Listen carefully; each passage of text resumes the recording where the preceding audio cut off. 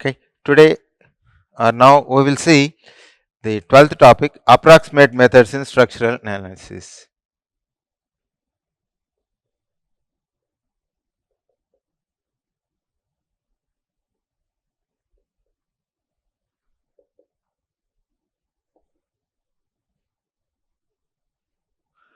Approximate methods in structural analysis.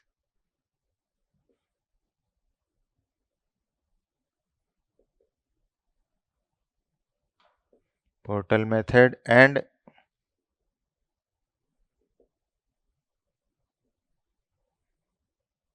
cantilever method. Now, as we have learnt in strength of materials first chapter, if you have a statically indeterminate structure where ds is equal to 1, both ends are fixed, subjected to axial load, then in that case, to find the reactions, you are asked to know what is axial rigidity of the first member AC, then axial rigidity of the second member CB. AC and CB, like that we have written. Sometimes axial rigidity is constant, sometimes first portion is AE, second portion is 2AE, or one is diameter, second is 2 times diameter.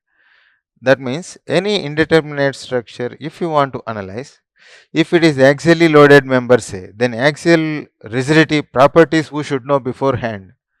That means you must fix the size. So, but how to fix the size beforehand? Some approximate analysis you have to make it. Some area you will take for the first half, second half. If it doesn't satisfy the requirement, again redesign, taking slightly more area or more axial rigidity. That is for axially loaded members. Flexurally loaded members. In our moment distribution method, slope deflection method, when we are solving the problems, a continuous beam I gave. In a continuous beam, it is also a statically indeterminate structure. Such indeterminate structures, when it is subjected to flexural loads, that means moments, then EI values beforehand itself we must know. That's why one position is I, 2I, or 1.5I. Like that, before solving the problem itself, you have known the cross-sectional properties of the beam material, and also cross-sectional property, material property we must know beforehand. Otherwise, compatibility conditions or additional internal joint equilibrium equations you cannot write. Okay, that means any indeterminate structure means you have to know the material property, cross-sectional property of the members. But if we are to analyze, what we have to do is some approximate analysis we will make it. Approximate analysis for vertical loading, approximate analysis for horizontal loading. So, some further approximate analysis, some shear force bend moment you will get. For that shear force and bend moment, you fix the size of the members. Then for that, after fixing the sizes of the members, then you go for the exact methods like your MDM, slope deflection method, any method we want. Supposing that any particular member cross-sectional area is not sufficient, then you have to increase and redesign the or reanalyze. Analysis must be redone. So it is like a trial and error procedure for the design of any indeterminate structures. Okay, we have approximate methods for vertical loading, approximate methods for horizontal loading also. Approximate methods for vertical loading for any indeterminate structure, it will not save our time. Within our stipulated 2 minutes time, those approximate methods for vertical loading you cannot complete. So, approximate methods of analysis for vertical loading in the exam is ruled out. So, only for horizontal loads. Those analysis for horizontal loads only, we have two methods, portal method, cantilever method. That means if you have a multi-storied frame subjected to horizontal load, horizontal loads are what? Wind load or earthquake load. So if they are subjected to wind load or earthquake loads, beforehand itself, before going for the exact analysis, we must know beforehand their approximate sizes. So we go for approximate methods of analysis. like portal method, cantilever method. These two methods are valid only for the frames subjected to horizontal loads, and all joints must be rigid. Loads must be applied only at the joints. Only then these approximate methods you can apply. Okay. Then where we used these approximate methods in our BTech level is in the design of steel structures. If you take the built up column, battened columns, when you take it, means but built up columns, if there is a gap between the components, battens are used. So for a built up column, you can use lacing or battening. So those batten analysis, what is the shear force, bending moment in the battens, when you want to find them, you will use this approximate method. That is portal method we use, and find the shear force, bending moment in the battens in our BTech level. Then after that PGS etc., when wind loads are there, earthquake loads are there, these approximate methods still can be used, but we in the BTech level we didn't use anywhere. But only thing is that only if loads are given, then what is the shear force, bending moment can be asked. These two methods only, you if any question is given, you can complete in your stipulated 30 seconds time or 45 seconds time. So only these two methods, questions based on these two methods only can be asked. Okay. So first we will take the portal method.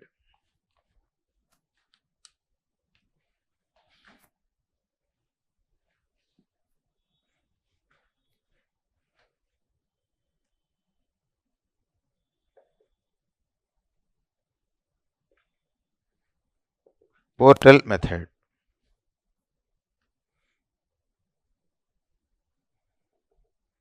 Concepts. Whatever I talked, we write. It is more suitable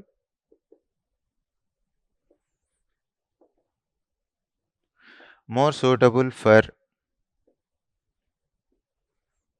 low rise frames, or we can say portal frames, or simply low rise frames.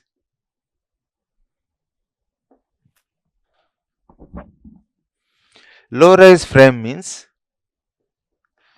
that is height of frame is less than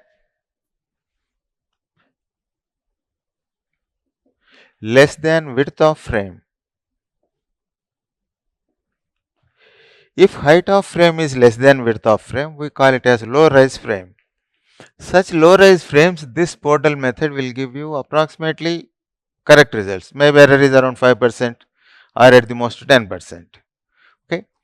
As the height of the frame increases, cantilever method we use it because height is more means it almost behaves like a cantilever beam when subjected to horizontal loads. As the height increases, cantilever method gives more and more accurate results. Short, less height, portal method will give you more and more accurate results. Okay. So height of frame is less than width of the frame.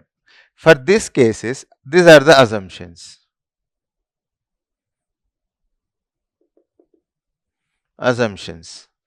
First assumption is POC, point of contraflexure, is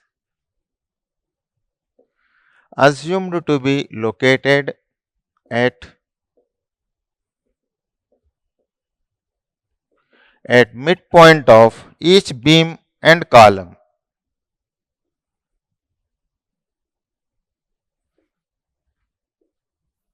At midpoint of each beam and column. Then what is the basis for this assumption? This I will show here.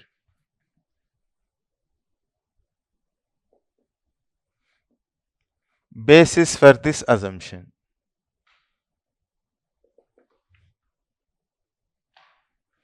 Supposing that this what, if at all you have completed in your final year, the multi-storied frame subjected to wind loads, this type of diagrams you might have taken.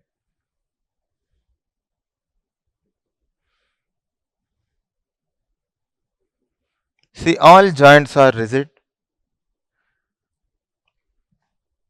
and they are subjected to only horizontal loads. Say wind load, it may be W1, W2, like this. This W1 may be wind load or some earthquake load. Earthquake load means here it will come, that we have transferred here. At the base, earthquake forces will transfer, that we have shown it at the top, that's all. Okay. Now for such cases, if you draw the bend moment diagram, you will find that approximately it will go something like this. When loads are not there, positive, negative. Somewhere here point of conreflection will happen, not exactly at center, nearby center the POC will develop. Okay, for this one also same thing, plus, minus.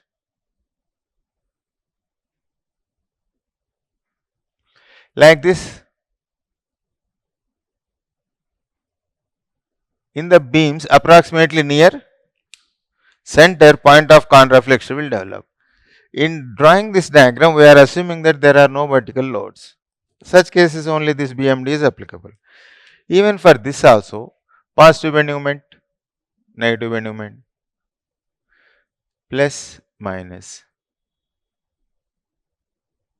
Here also for this one, plus, minus. For columns also in the same way it will run. Sufficient. So for beams and columns, this is approximately the bending moment diagram. This is your bending moment diagram for frames subjected to horizontal loading.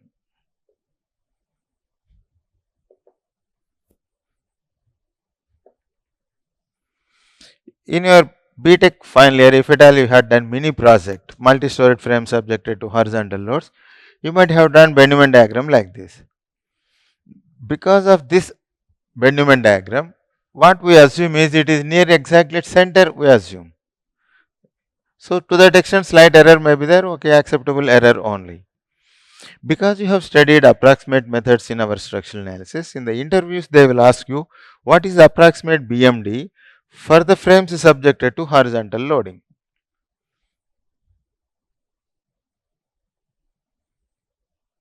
This in the BARC type examinations, any type of examination when you attend interviews, such questions are useful. Okay, this is the basis for this assumption. POC is assumed to be located at midpoint of each beam and column, because bending moment diagram looks like that when subjected to horizontal loads. Next, second assumption is horizontal shear. Horizontal shear is assumed to be divided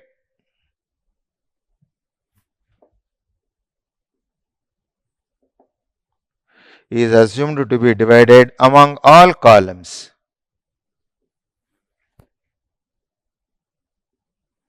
Among all columns such that each interior column takes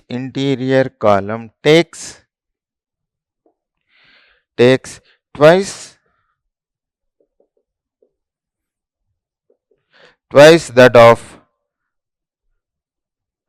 exterior columns.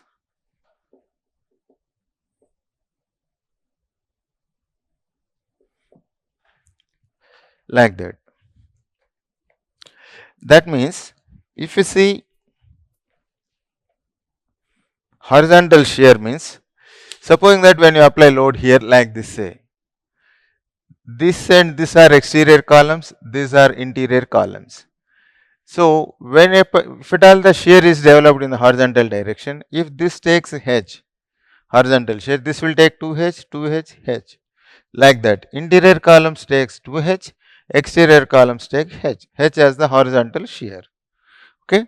Now let us see how that the implied meaning of the shear, interior columns take twice that of exterior columns. Why should they take like that?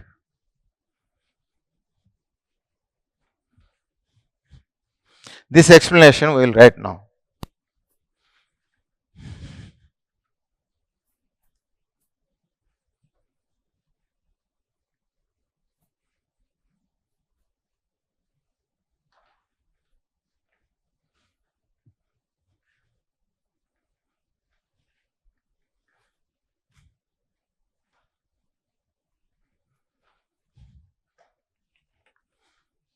Now I give you the explanation part of these two assumptions. Explanation. Assume that your actual structure is like this.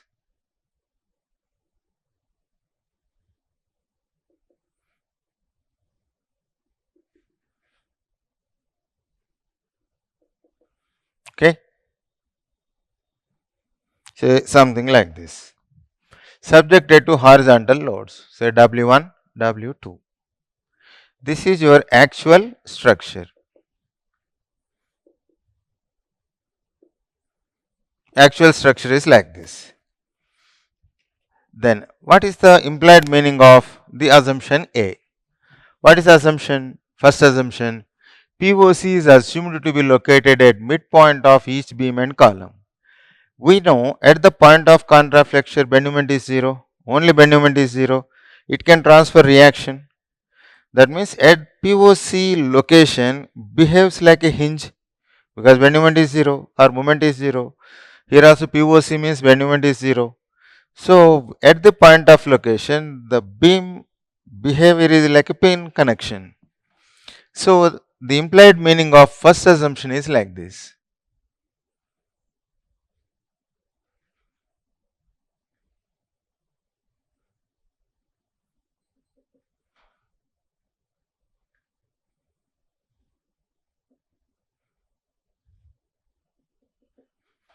See here there is a load W1, W2. There is a point of contraflexure here, that means there is a pin.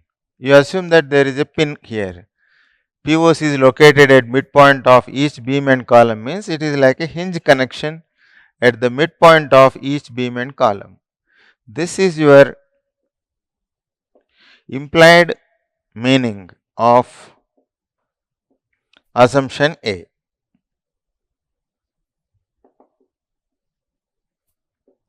Implied meaning of assumption A. Now, what is the implied meaning of assumption B? Supposing that if I cut here, say at 1, 1, if we take free body diagram above 1, 1, that above 1, 1 looks like this.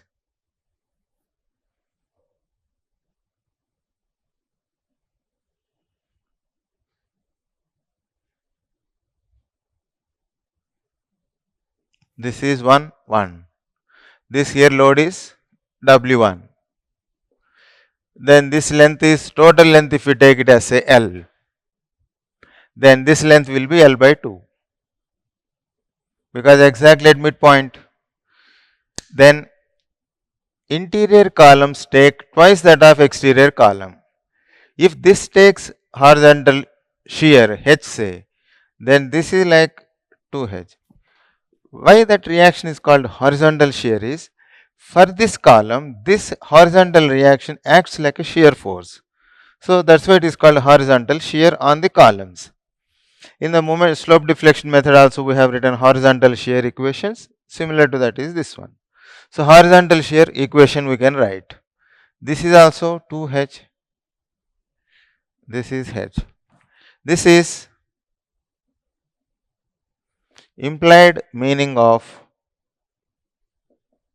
assumption B.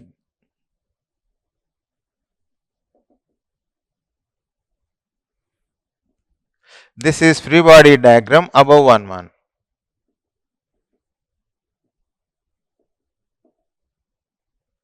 Okay. Now there may be vertical reactions also here which we are not interested to know. We will have to find. Let us say this is V1, maybe V2. If it is under tension, this may be under compression V3, V4. So many may be there, but this is a relation for the horizontal shears only. So what is the implied, why we should assume that interior columns take twice that of exterior columns? Purpose is we can get one additional equilibrium equation. Sigma x is equal to 0. Right side positive, left side force is negative. This is plus W1 minus 1, 3, 5, 6. 6H is equal to 0. See here one additional equilibrium equation, horizontal shear equation you can get. Now the purpose of assuming hinge at the midpoint of each beam and column and horizontal shear is shared so that interior columns take twice that of exterior columns. Combining these two assumptions will make the statically indeterminate structure as a determinate structure. Because now it became like a statically determinate structure, equations of equilibrium alone are sufficient to find axial force, shear force, bending moment in any part of the frame. In other words, the approximate methods of analysis, what we are doing is, we are converting an indeterminate structure as a determinate structure with suitable assumptions. But these assumptions are valid only when there is a horizontal load, and those loads must apply only at the joints, and all joints must be rigid joints. Otherwise, these two methods you cannot apply. Okay, this is this one. Next, why the interior columns should take twice that of exterior columns? You see here, this bay, this is bay 1, bay 2, bay 3. You separate them. They will look now like this. If you separate it, here itself I will show you. First bay, that looks now like this. Okay, there is a horizontal load W1. Actually, this is horizontal shear H. This is also H only. First bay plus second one. This is second one. Second bay we are writing. Here also it will share equally.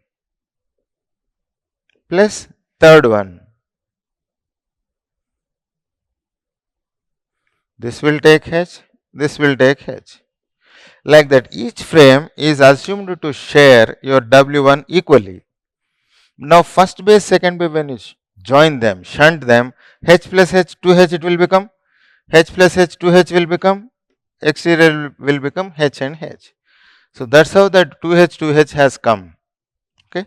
If you split them into separate base, portal base, then they will take share equally, but if you combine them, you will get this frame. So, 2H here, 2H here, H, H at the edges, like that. Okay.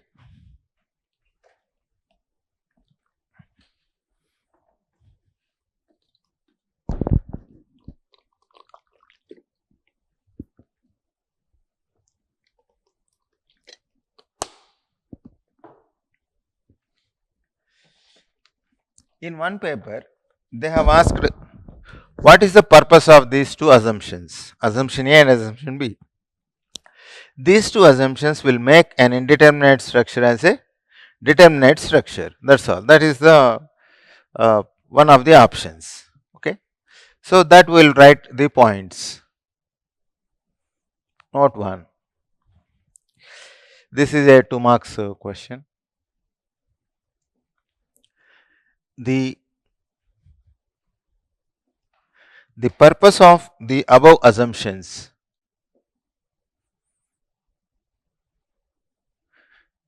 the above two assumptions is to make a statically indeterminate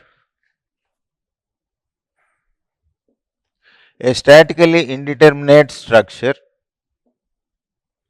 as a determinate structure.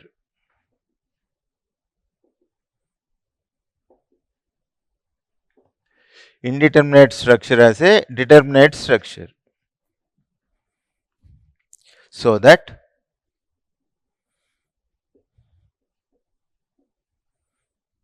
So that equations of equilibrium alone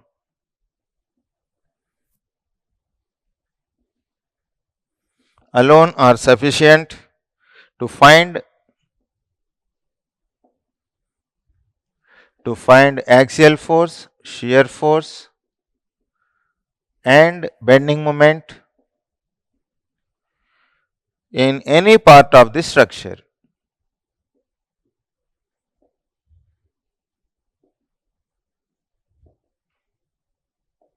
That is the purpose. Then second point, another paper they asked under what circumstances you can apply the Portal method. Joints must be rigid, loads must be applied horizontally at the joints only. Such cases only you can apply. The approximate methods,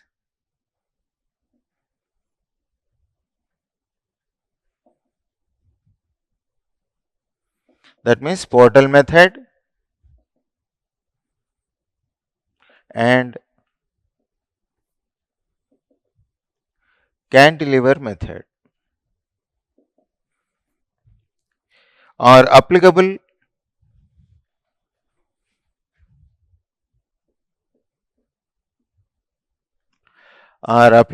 only when all joints are rigid and frame is subjected to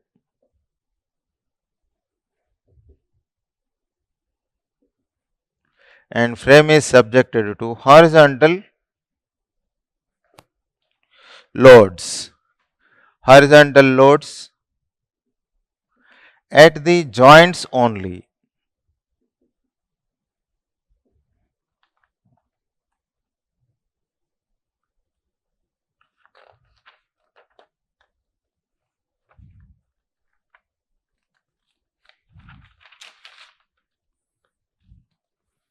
See, horizontal loads at the joints only.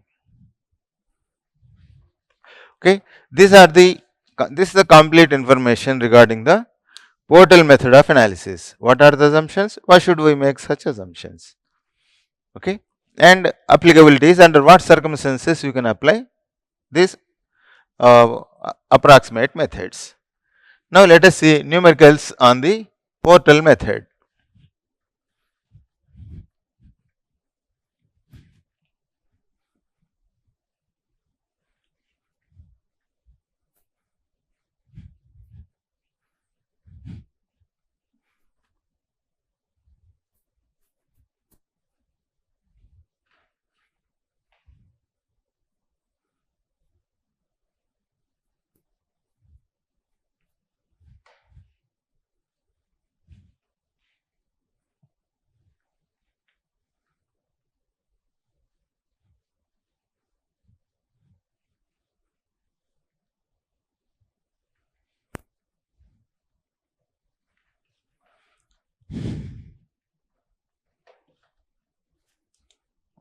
See, like this is a 2 marks question. Using Portal method of analysis, find moment at A. 2 marks question means it should be finished in 1 minute time itself. But once you understand the process, you can take only 10 or 15 seconds time. This is the load W, A, B, C, D. Length is L, some length which we are not interested in that. Okay. Now first assumption, what is that? This is your actual structure. First problem I will draw completely, how to solve it. Having understood, second time we will see how to increase the speed of solving the problem. This is your actual structure. Okay. What is implied meaning of assumption A?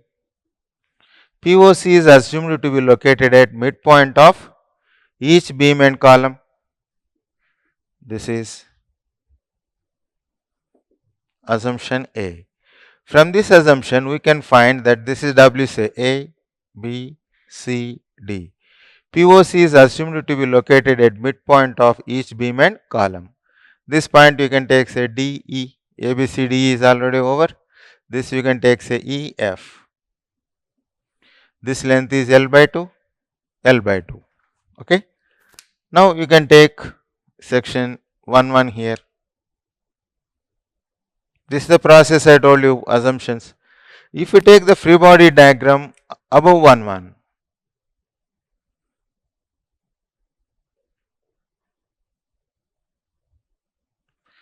this is load W, this point is B, hinge was there, C, E, F.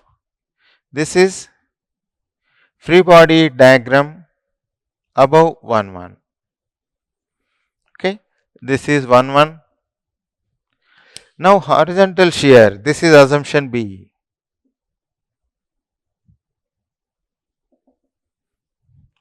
Horizontal shear is assumed to be shared by the columns such that interior columns will take twice that of exterior columns.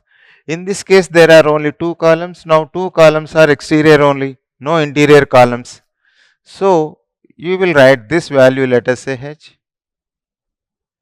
So it has to be H only. There will be some vertical reaction also, VE and VF.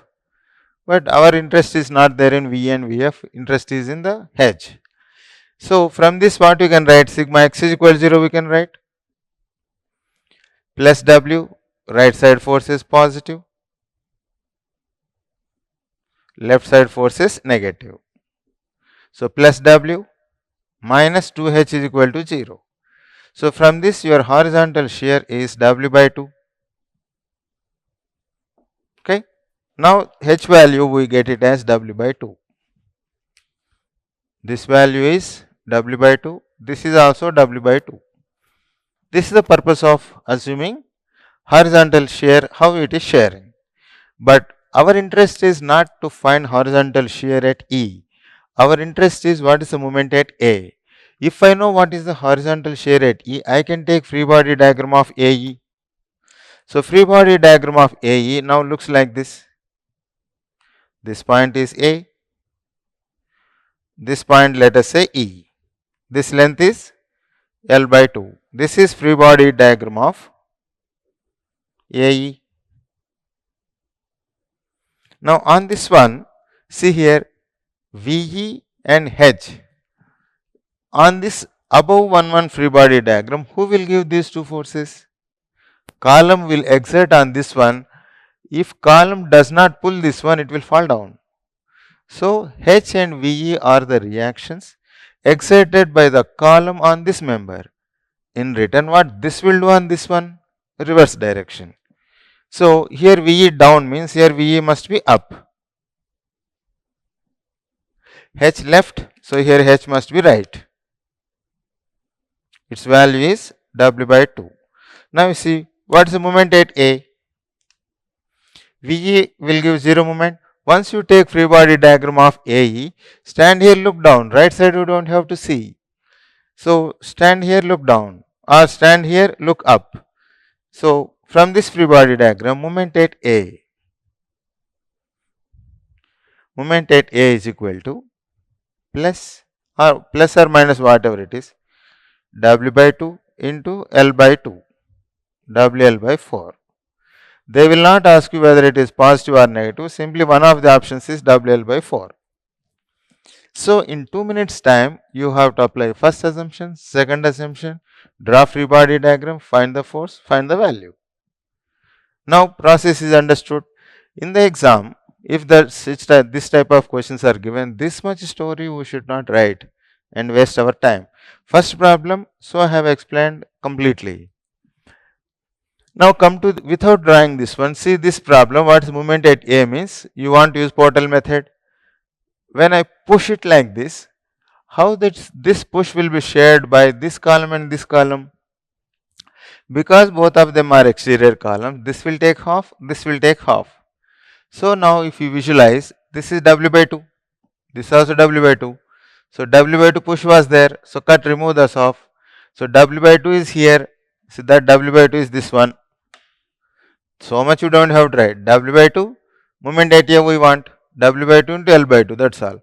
Cut here, throw this piece out. So W by 2 here. W by 2 into L by 2. WL by 4. 10 seconds we can solve the problem without writing anything. Next problem we'll see, can we write like that or not.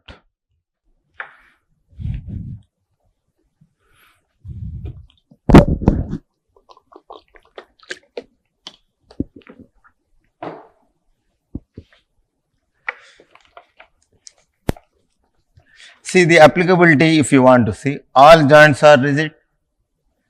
Load is applied horizontally. So you can apply Portal method. That as a note you can write here. Since all joints are rigid,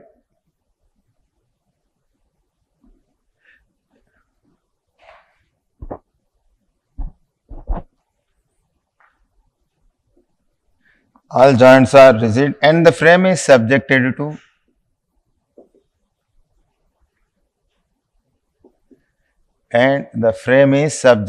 to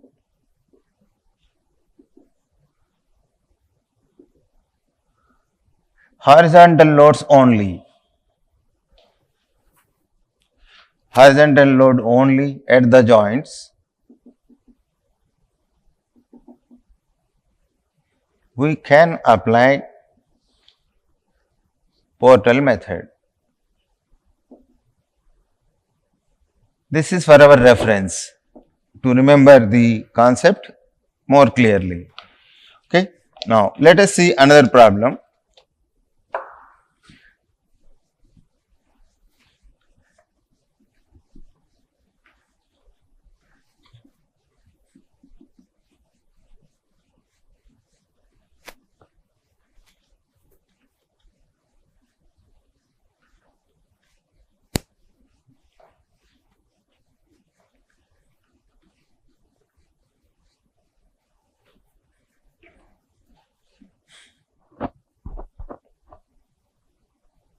Moment at A is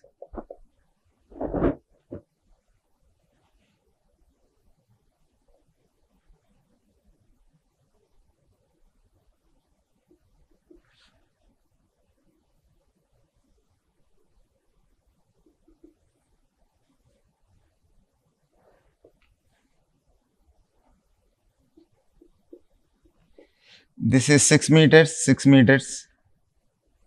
This height, let us say 4 meters. Here it is 20 kilonewton, 40 kilonewton. This point let us say A. Topmost point is A. Now you see, assume that we have only 5 seconds time. Invigilator is about to pull the paper, you want to answer and finish off. Now what we do is we assume that we are cutting it at the center. Interior columns take 2H, exterior columns take H and H. So when you cut here like this, throw this piece out, H, 2H, H. So 4H must be equal to 20. So what is the H here? 5. So 5 into perpendicular distance is 2 meters because center line is this. 5 into 2, 10. So 10 kilonewton meter is one of the options. Now assume that you didn't understand what I am talking. Then we have to write completely. This is what I was talking.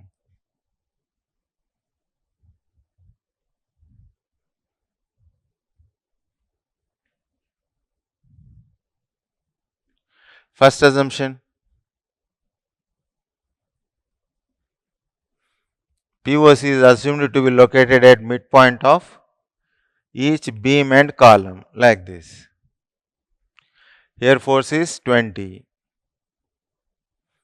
Here force is 40. This point let us say A. This assumption A we don't have to write, I think. Then cut here.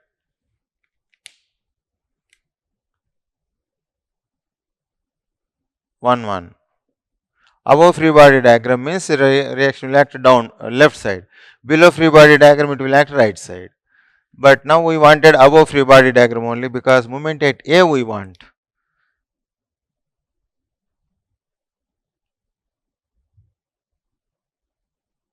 This much you don't have to write. Compared to that and this, what is the difference? Only circles. So we can imagine that circles are there. So next time when you are drawing this, you don't have to draw and waste the time. Okay. This is 20. This point, let us say A. So hinges are there here. This is 1, 1. This is what you are writing is free body diagram above 1, 1. Now you see exterior column H. Now this is interior column 2H, exterior column H. So this what I was taking. Cut it H 2H H. 4H is equal to 20. So sigma x is equal to 0 plus 20 minus 4H. So H will get 5 kilonewton. Now out of once you push it here, H is 5. That's what I have given. This is 5 kilonewton. Some reaction, vertical reaction may be there, V1 let us say. But that is not in, we are not interested. H we know 5. If I want to find moment at A or bend moment at A, bend moment at A is equal to stand at A and look down. That means I can stand here, look down, or I can stand here, look right side. If you will look right side, 2H, V2, V3, H, 1, 2, 3, 4 forces I have to find. Unnecessary waste of time. You are sure that when I stand here, I can look right side or I can stand here, look down. I will get the same result. Bend moment means either side I can see. Then whichever side is easier, that side we have to look and finish off the problem quickly. Here you see V1 will give 0 moment about A. So only H will give moment about A. So when you stand here inside the frame, this looks like a outward force. So positive bending moment. So plus 5 into 2, 10 kilonewton meter. You stand here. Look this side. Okay. So plus 10 kilonewton meter. See, so much story we should not write to find the 10. Cut H 2H H 4H. 4H is 20. H means 5. So 5 we know 5 into 2 10 over. Now you see, if at all you want to find moment at B, say this point, let us say B. Same question we will write. This I remove.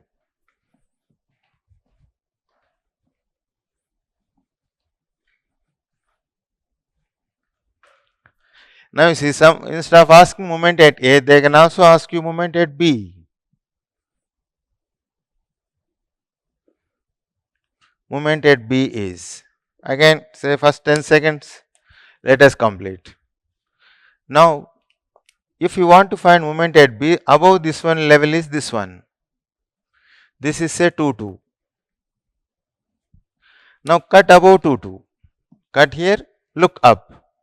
Sigma x 0. H 2H H only. Then right side 20 plus 40, 60 kilonewton you have to write. 60 minus 4H is equal to 0. So H will become 15. 15 into 2, 30. This height is 2 meters. Like that. So you have to write like this. Cut the frame by 2 2. Next, from, don't have to write entire thing also, from free body diagram above 2 2, you write sigma x is equal to 0. Right side force is positive, left side force is negative. So plus 20 you have to take, plus 40, all the forces you have to take. Above 2 2, what are all the horizontal forces? Above 2 2, what is the resisting force? Minus H 2H H minus 4H is equal to 0. So H will get 15 kilonewton. 60 by 4, 15 kilonewton. Then moment at B. So 15 we know. Now above 2 means right side. Here below 2 means it will act right side. Above 2 means left side. So here you will get now a force of 15. So 15 into 2 meters. So 15 into 2, 30 kilonewton meter. Like that, any question that they ask you in the exam, whatever location they ask you the moment or reaction, above that you cut it off. Then that free body diagram will tell you what must be the horizontal force, horizontal shear or the moment, anything we can find. 2 marks question means you will complete the such questions in 30 seconds time maximum. They may give you sometimes use portal method of analysis. Sometimes they may not give you also, then you can use this portal method and finish off. Because other than that, there is no way you can find so quickly. Okay. Now,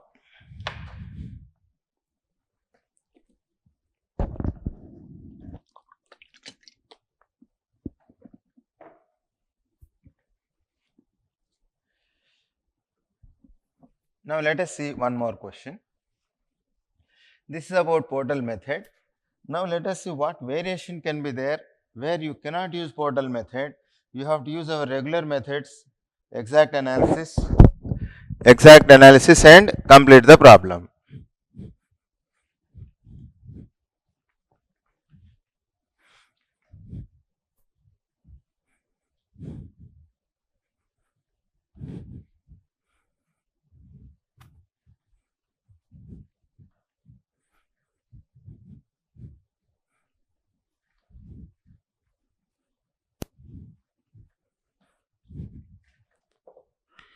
See here, next question is moment at A is.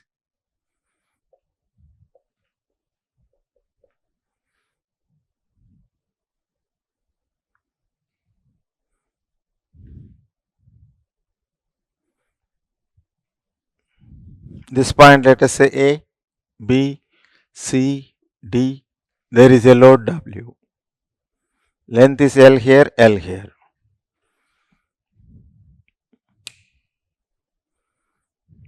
First thing is moment at A when they ask, you observe this point. You cannot use portal method for this one because B and C are not rigid joints. But that idea how quickly you get in the exam is important. When all joints are rigid only you can apply portal method, otherwise you cannot. So that as a first point we will write.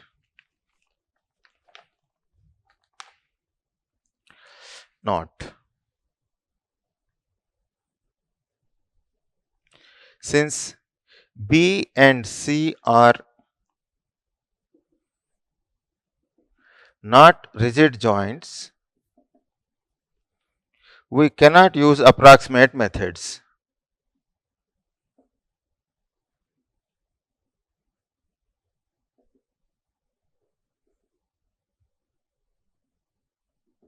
That means portal method or cantilever method we cannot use. Next, second point, since how to analyze the problem? This BC member you see is not loaded at intermediate location, connected by pins. Now such members, whether it is a beam or in a truss, its behavior is same. It behaves like a link. Link means it can take tension or compression, but not bending moment.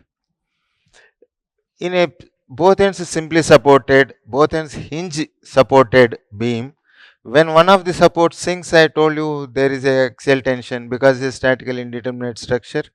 Only tension develops because it behaves like an axially loaded member.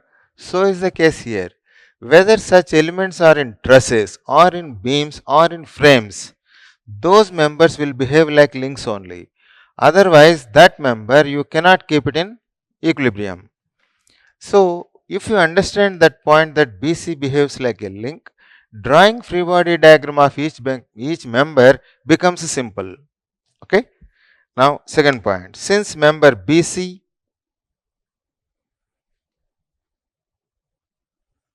is not loaded at intermediate location and connected by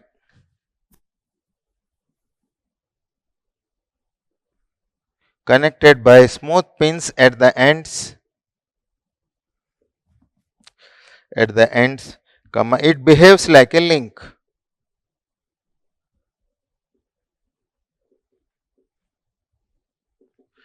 That is, it behaves like an axially loaded member. Behaves like an axially loaded member. Now you see, drawing free body diagram becomes simple. Is an axially loaded member means either tension or compression only should be there. When I push it like this, force will be transferred to this one to this one. In the process, it is under compression, so it can take it.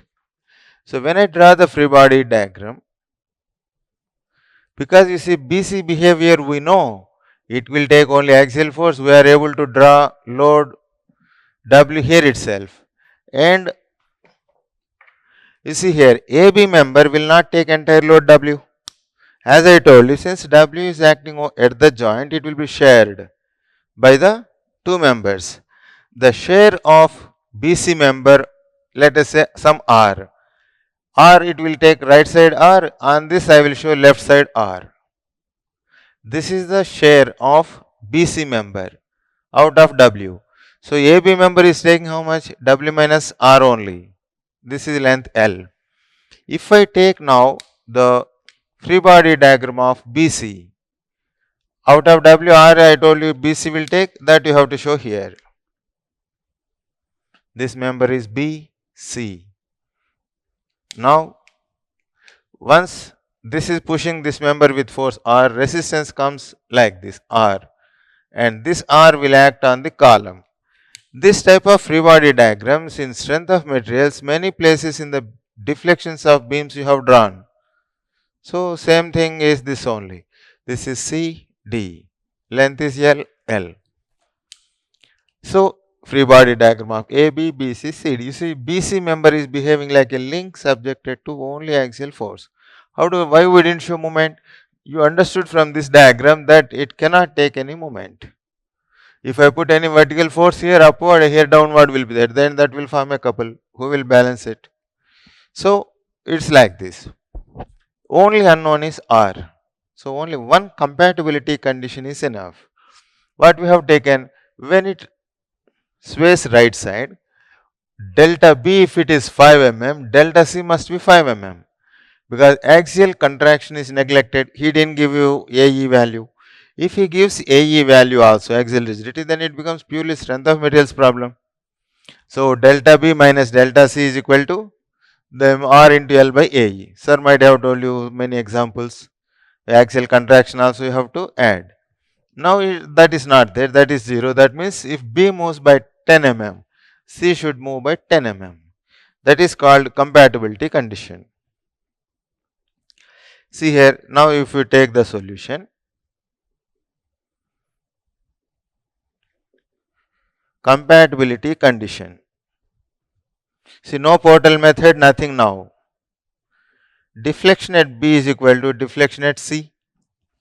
What is the deflection at B? Net force is W minus R.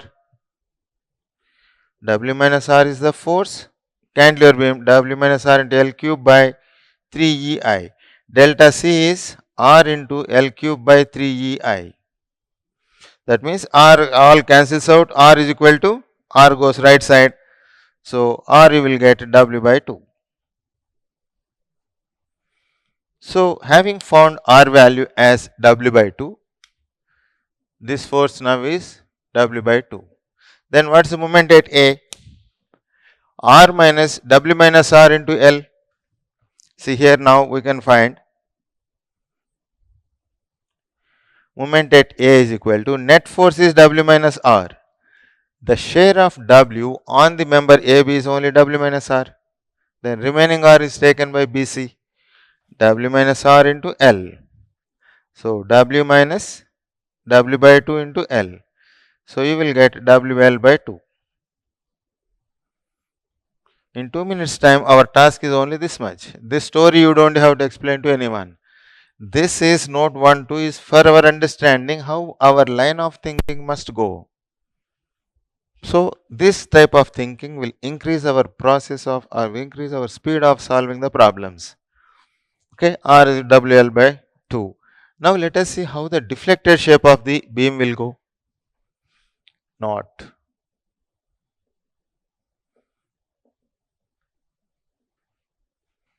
Deflection profile.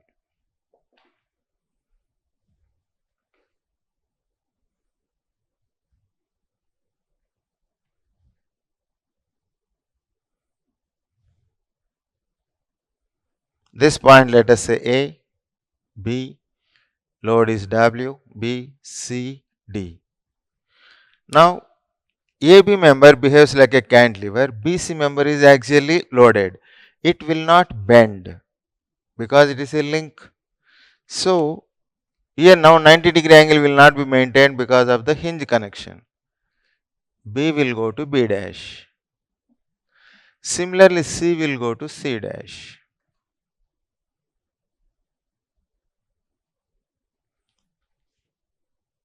C dash. This is a deflection profile.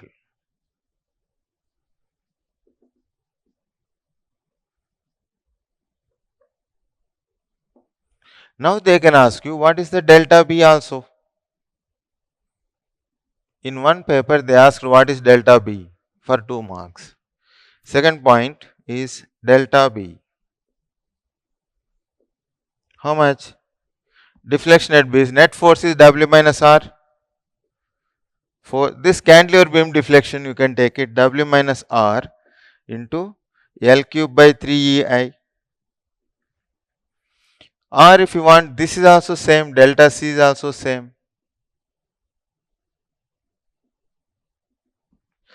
W minus W by 2 into L cube by 3EI. So one of the option is WL cube by 6EI. Or if you see this one, say R is W by 2. This we can write R into L cube by 3EI. R is nothing but W by 2. So WL cube by 6EI. This is also same. WL cube by 6EI. So in the exam, in 2 minutes time, they can ask you what is the moment at A or what is the deflection at B. In one paper they asked what is the moment at A, in another paper what is the deflection at B. Okay, in case now left out is how the deflection profile is. What is the deflection profile? If they ask, you should show this one. After drawing this only you have drawn this one, but in case more fundamental question if they want to ask, they can ask this one itself.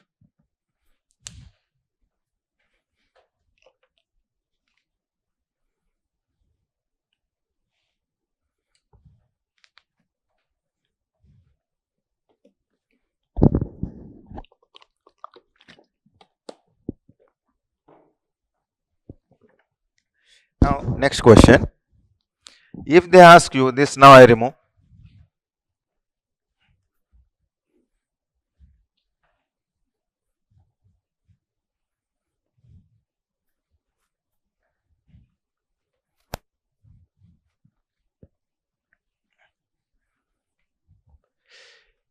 Now instead of next question we are writing moment at A is.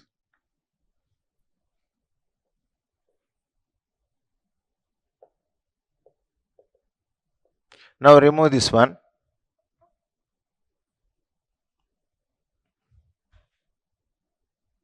Like this. Now this is the question. Now BC member they give you the term, this is weak beam. If they give you the wording weak beam, that means what? Beam action is weak. That means beam action is not there. Then what actions left out? Axial force, compression and tension are there, only beam action is weak. That's how we have to take. So this is the meaning. Implied meaning of weak beam is EI is equal to 0. That is, beam action is weak. It means that it can take tension and compression only. So, weak beam behaves like a rod or bar or link.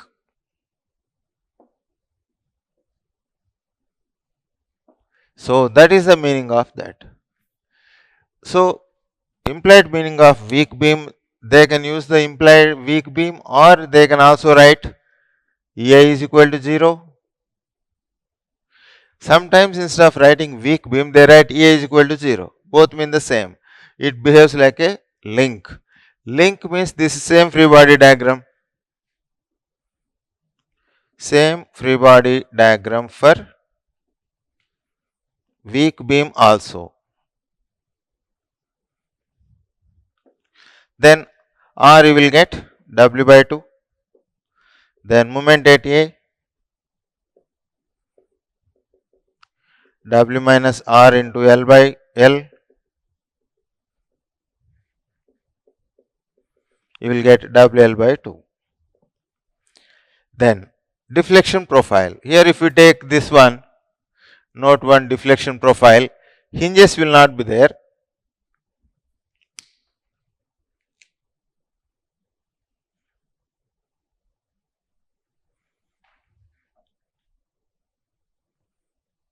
If it is a weak beam, beam action itself is not there, let us say, then the rigid joint, that means angle between the members before application of the load, after application of the load will not remain same, because no bending moment it is taking, it behaves like a cantilever ending. So, no 90-degree angle will be there. That is all. The only thing is that circle we should not put it like this. Same, delta B is WL cube by 6EI. Deflection profile looks like a link. So, link behavior, weak beam behavior same. So, deflection profile also will be same. Delta B is also same. So, only this much change, weak beam or EI0 may, or if they give a link, you will get the same result. Or they can show the two pins itself, then it is exactly weak beam means beam action is weak. Here, if they put hinges, beam action is 0. Beam action 0 or beam action weak means almost 0, like that.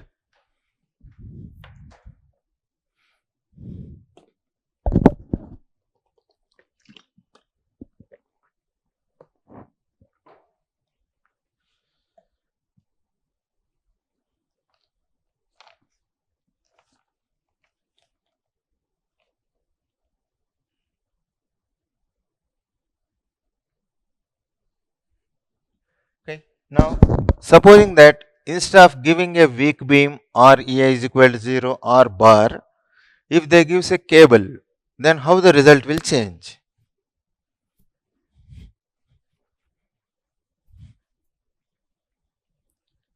So, two problems, same free body diagrams will be there.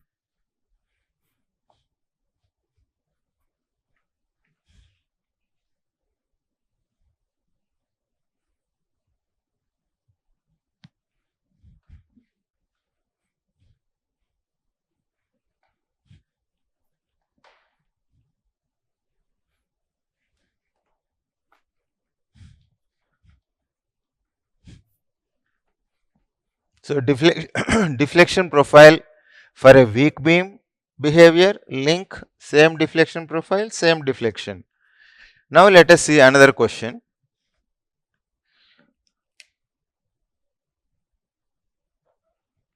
Moment at A is, now they use the word cable say.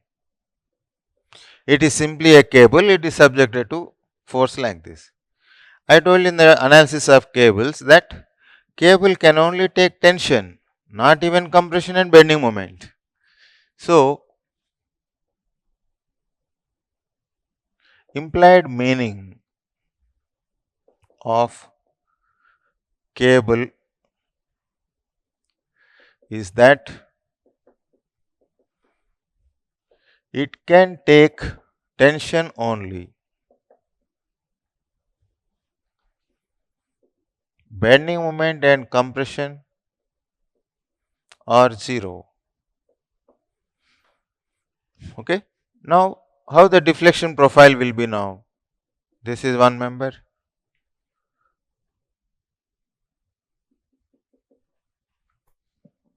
Now, implied meaning of cable means it can take tension only, bending moment is zero, compression is zero. So, when you push it now like this with a force of some W, how the deflection profile will be? This cable is under compression. When you take a small wire, apply compression, it simply slacks. That's all. It cannot transfer any load to the other side. So, we know that then the deflection profile will go like this. This point let us say A, B will go to B dash. This one simply sags like this, that's all. Nothing will be transferred to C, it will remain vertical itself. So, this is a cable. This is length L. Now, you see entire load is taken by AB only, this fellow says I cannot take. No part of load W is taken by cable. But if you pull it like this is under tension, then it will take some part of the load. That we will see by changing the direction of the load. In this case, moment at A, entire load W is taken by AB only. So, moment at A, you will get W L cube by 3EI. What is the deflection at B?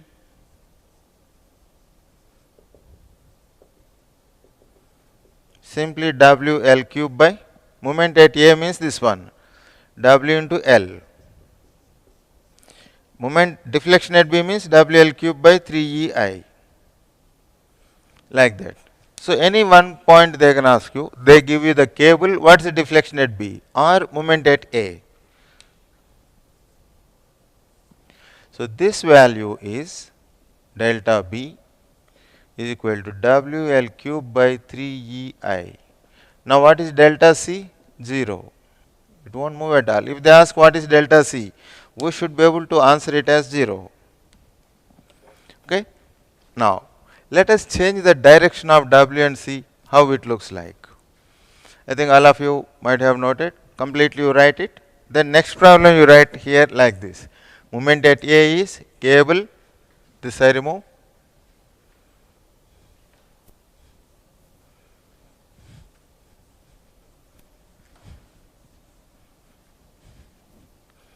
Implied meaning all that we know. Now, same problem, moment at A is, change the direction. I am applying load W here like this say. Now, this cable can take tension. So, this is A, B. When you apply load W, part of the load W is taken by the cable also. This let us say R. This is the reaction exerted by the cable on the member. Then on the cable, it will be R. This is the force exerted by this column on the cable. R will develop. This point is B, C, like this.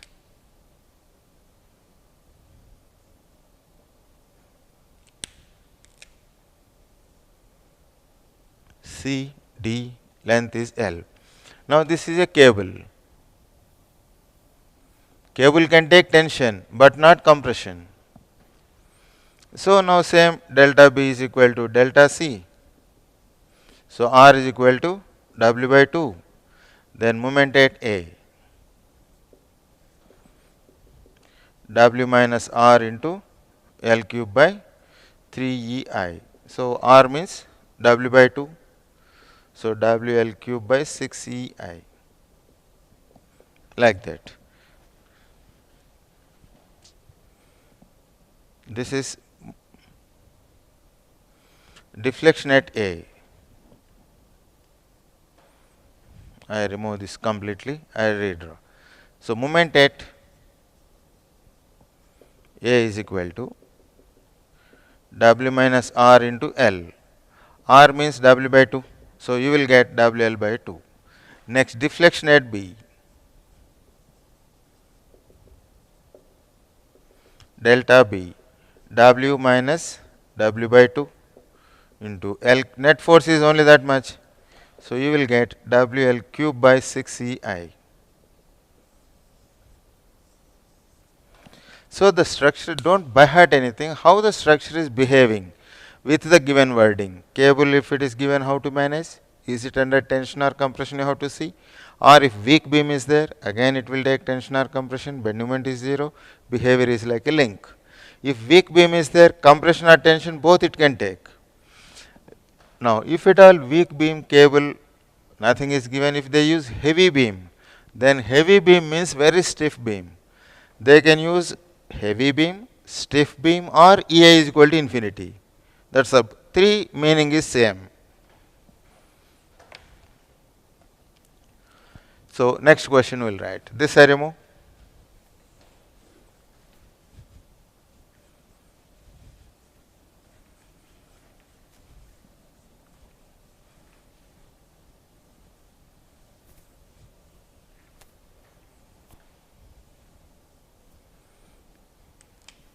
If the same question, moment at A is, now change the word heavy beam or stiff beam, both mean the same.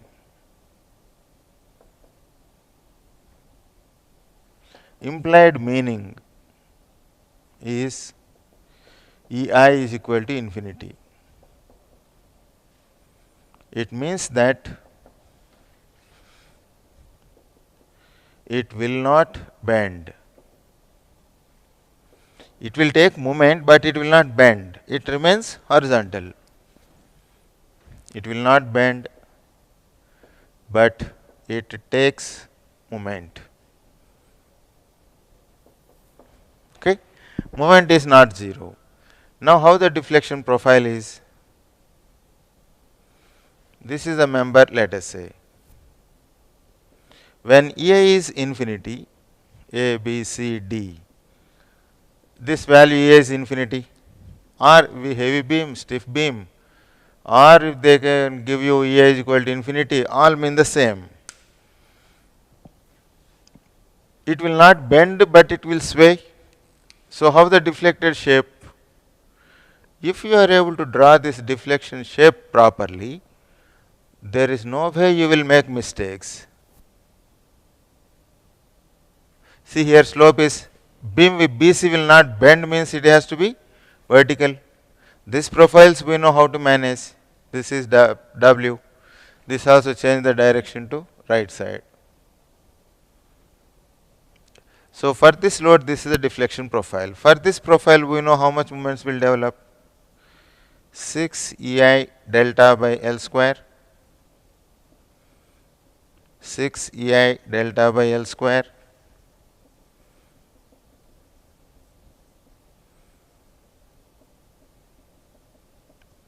Six EI delta by L square.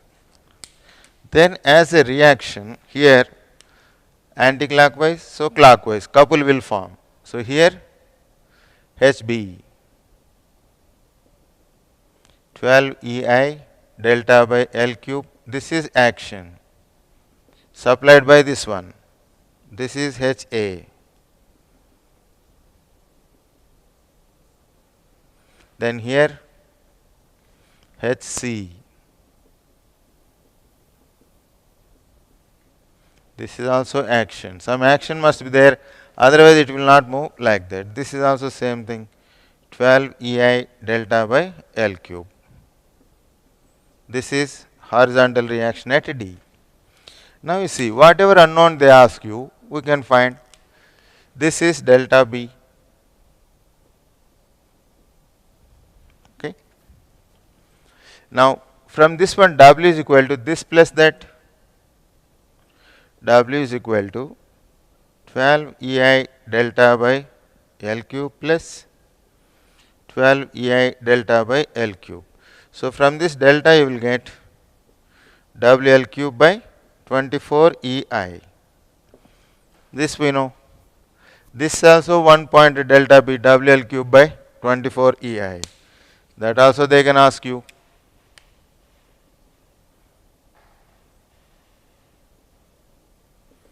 Then moment at A.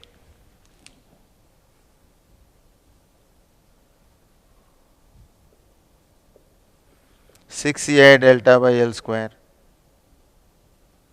6 EI delta means WL cube by 24 EI by L square. You will get WL by 4.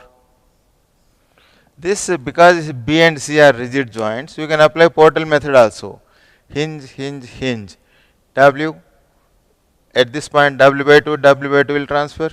So W by 2 into L by 2, WL by 4. But if you want to find the deflection also, then you have to use this method only. Because in the exam we don't know which quantity they ask you, so I have used this one. But Portal method also you can use and get the same result. It tells that you should only have a rigid joint. Next, reaction at A also we can find W by 2 here, W by 2 here, that we know. So that way, it is not necessary that all times this is I and I like that. I values can be different. If they don't mention anything about the nature of the I values, you will take constant, but otherwise they will specify if they wanted them to be different.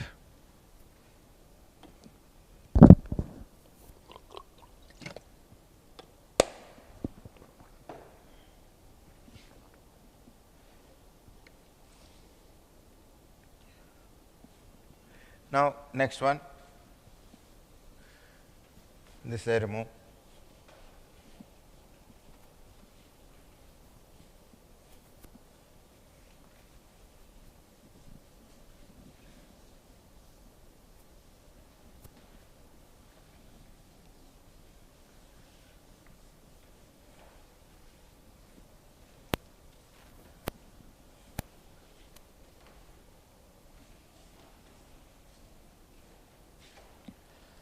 Moments at B and C are.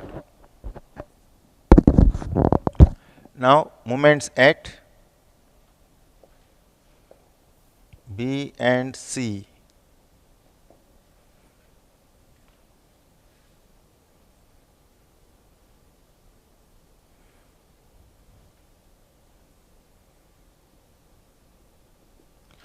Now this load, let us say P, A, B, C, D.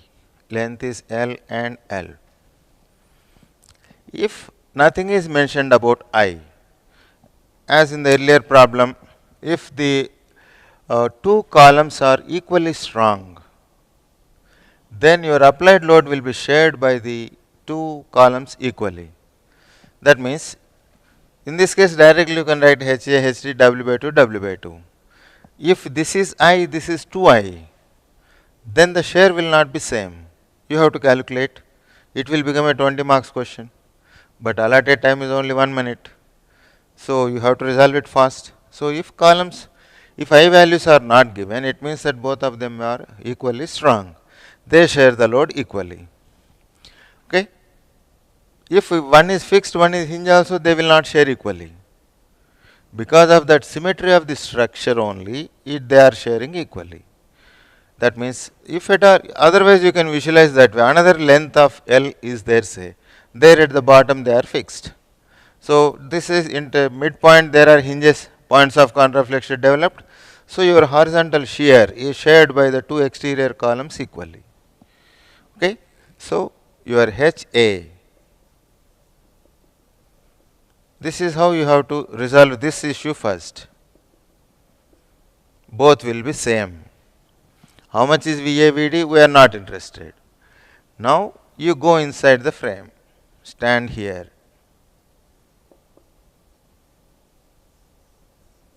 He is asking moment at B, moment at C. So you stand here, you go inside the frame, come here, stand here, look left. Okay, like that. Now you first task is go inside the frame.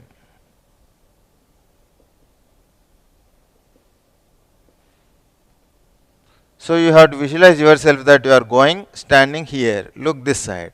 If I want here, I have to go inside, stand here, look this side. Like that. That's how we have to solve the problems. Next bay comes, then right side. Next bay, only right side we will see. Then already learned sign conventions will tally. Moment sagging positive, hugging negative will tally. So go inside the frame. Then moment at B. What we have to do? Moment at B means stand at B and look left. Stand at B and look left. How many forces are there? There is maybe a reaction VA. How much it is we don't want to find. Go inside, stand here, look left. How many forces are there? VA into 0. Then this W by 2 is acting upward. When you are inside and looking this force, it's like an upward force. So upward forces always produce positive bending moment. So W by 2 into L plus W by 2 into L. Why plus? Upward forces produce positive bending moment. So positive. Okay. Next. Go inside the frame. Moment at C if you want say. Go inside the frame. Stand at C. Go here. Stand at C. Look right. Stand at C and look right. Now you see, you are going inside, stand here, look right side. So right side. Now this force is like a downward load. So downward forces always produce negative bending moment. So minus W by 2 into L minus WL by 2. Negative because downward forces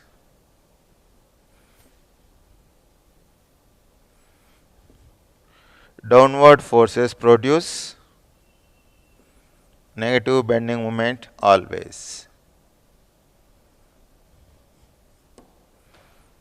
That means you are inside, stand here, look this side, then this is like a downward force. That's how it will tell. Again, otherwise you take tension positive side, compression negative side and draw the BMD means big headache it is.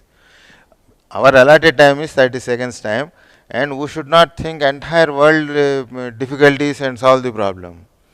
Simple thinking, get out. So minus WL by 2. So one of the options is they have given plus WL by PL by 2. This is P by 2. P he has given. So PL by 2. Here also reaction is P by 2.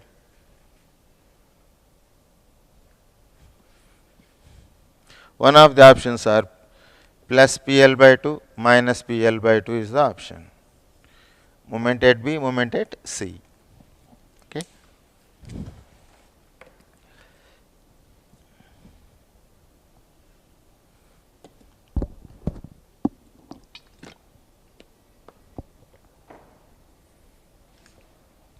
This one, now having understood, let us see how the free body diagram looks like.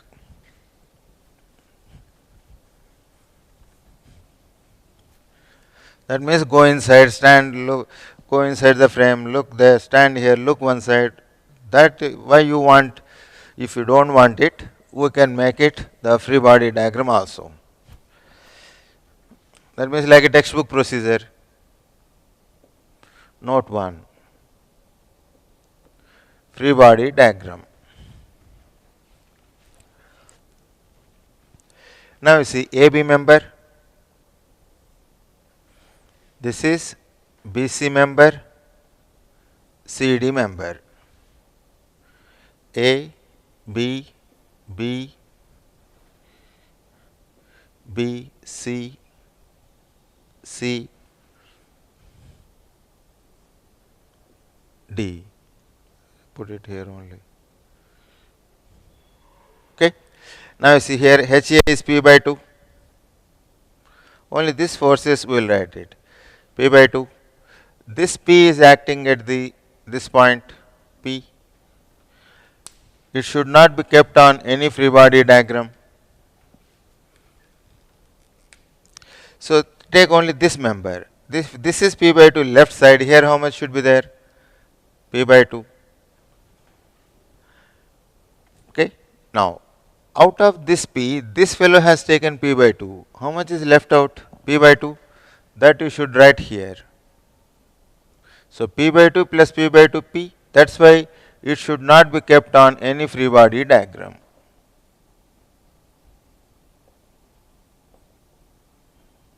It should not be kept on any free body diagram because it is shared by two members. So P by 2 right side, to balance it here, left side. Next, moment, let us see. This is left side, right side. Couple it is forming. How much is the couple? Clockwise couple, PL by 2. So to balance that, anti-clockwise PL by 2 moment must develop. Otherwise, AB member will not be in equilibrium. So this is anti-clockwise here, clockwise must be there, PL by 2, otherwise joint will not be in equilibrium. So is the case here also. Here it is left side P by 2, right side P by 2. See left side, right side, left side. See joint is also in equilibrium. This is clockwise. So to balance it, anti-clockwise. This is PL by 2. If this is anti-clockwise, it has to be clockwise, PL by 2. If this is clockwise, anti-clockwise, we should not write, because to balance that, vertical reactions also will develop. Since we are not interested in showing the vertical reactions, we left it. First this, then this, then this. Now, having known only reaction that we left is vertical reaction. So that we have already found vertical reactions for MDM, slope deflection method. Now we are not interested. We are interested in the deflection profile actually. So this is both sides clockwise, means PL by 2 plus PL by 2. So PL, anti-clockwise, now P will develop upward P, downward means upward P, downward P. So vertical reaction here is P. So if you want to write that also, we can make it like this. How it is in equilibrium type, doubts may come. PL by 2 plus PL by 2, PL clockwise. So anti-clockwise reaction like this. How much you will get? PL means this is P, P. So PL downward, so this is upward, P. Upward, so downward, P. Downward, so here upward, so downward, P. Upward, P. Why? Completely we have shown that each member is in equilibrium. Now we want to draw the deflection profile. Second point is deflection profile.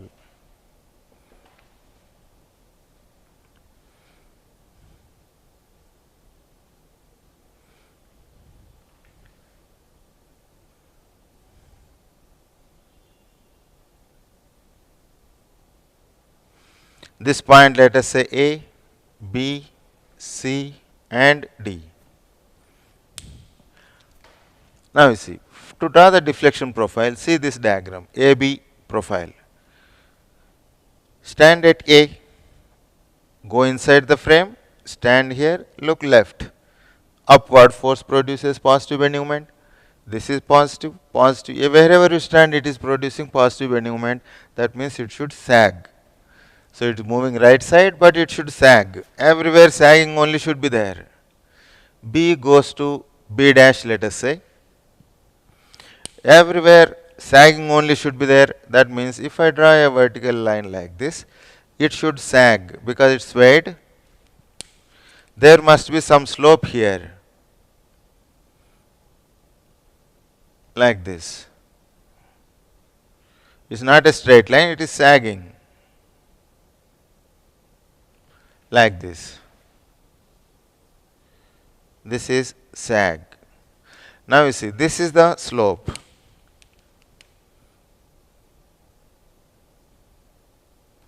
This slope, let us say theta b.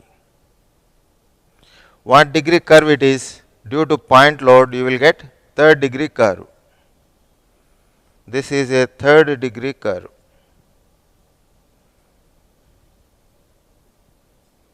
It's not a straight line, third degree curve. Next, here, stand here, it is hogging. So, you must show only hogging. C will go to some C dash, let us say. This is,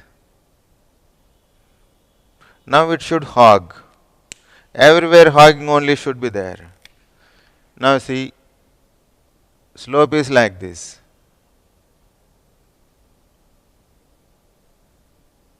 Like this. Stand here, everywhere hogging only will be there. Now this is the slope. Tangent, if you write it, theta c. Now 90 degrees angle it should maintain. So it will go down. Here it has to go up. 90 degree angle it should maintain. Somewhere point of inflection.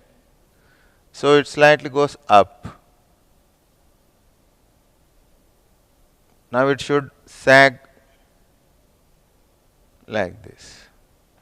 There is one point of inflection.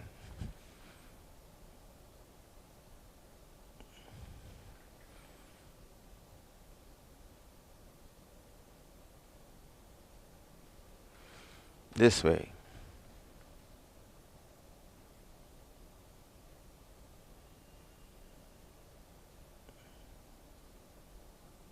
As far as possible, smooth curves only must be there.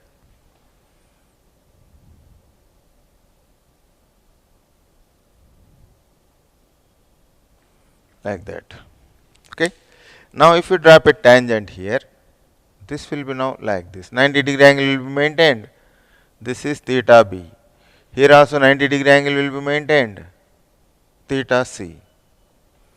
Like that. This is the deflection profile. This you see entire thing is hogging. This is hog. Again third degree curve. Number of points of contraflexure or number of points of inflection is equal to only 1. Only one POI, center it you will get. Point of inflection. Sag, hog. So they can ask you if a frame is subjected to horizontal load, what is the deflection profile?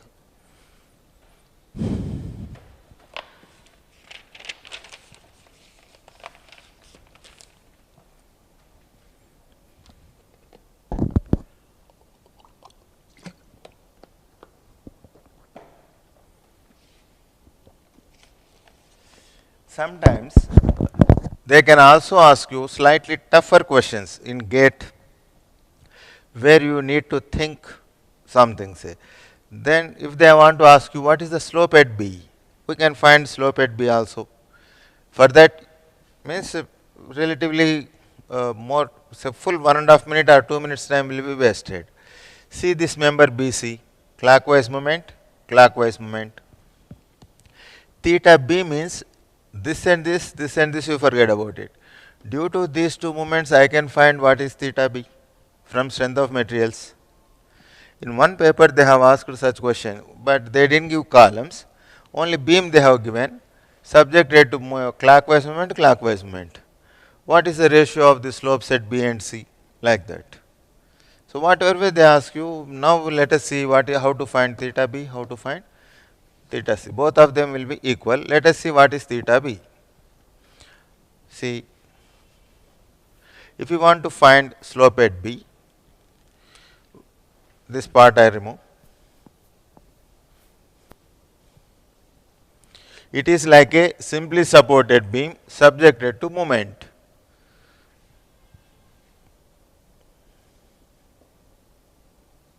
Slope at B is, at B, if a moment m is applied, what is slope here? M into L by 3EI.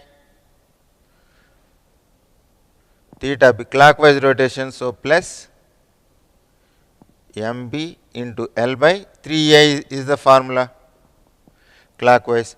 When you apply this clockwise moment, it will go up. So minus moment at C into L by 6EI, because due to this moment here it is half of that, but opposite sign, because this is rotating clockwise, rotation is clockwise, but this is rotating clockwise, but here it rotates in the anti-clockwise direction. Here also this rotates in the clockwise, this slope is now clockwise direction. Here also clockwise direction only, but it is going up. Okay. So MC into L by 6A. What is MB here? Principle of superposition, if you write it, this is the formula. When you apply a clockwise moment MB, this is the deflection profile, this is theta B, MB into L by 3EI, this is plus. Now if you apply moment like this, say, this is also clockwise, but the deflection is upward, like this. This rotates anti-clockwise. Theta B is equal to minus MC into L by 6EI. Due to MB clockwise, due to MC anti-clockwise. Rotation is anti-clockwise here. Okay, here it is clockwise rotation, but here it is anti-clockwise rotation. So MCL by 6A is minus, MBL by 3A plus. So MB means PL by 2, ML by 3EI minus MC is also same, PL by 2, ML by 6EI. So PL by 6, PL by 12. So you will get theta B is equal to PL by 12 EI, like that.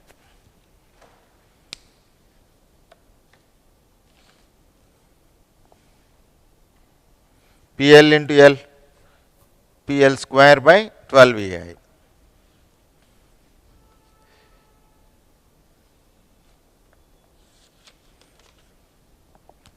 Now, supposing that if they want you to find delta B, theta B you have calculated PL square by 12 EI.